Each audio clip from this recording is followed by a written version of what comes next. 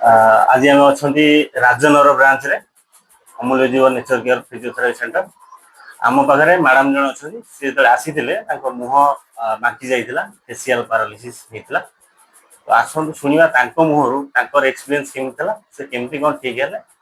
आमर सेवा केमती लगे से कह मैडम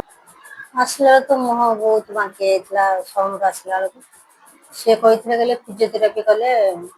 पाख देखी फिजियोथेरापी कर तो देख नु जान नु तो पचारिक बुझुलु बुझला भितर से कहले हो आसिक आखि बंद हो से आखि बंद पानी गलुला से आखि भी ठीक है पानी पीले भी पानी गली पड़ता मुहटार पानी पीउले मुह धोते पानी गली पड़ता से ठीक है सब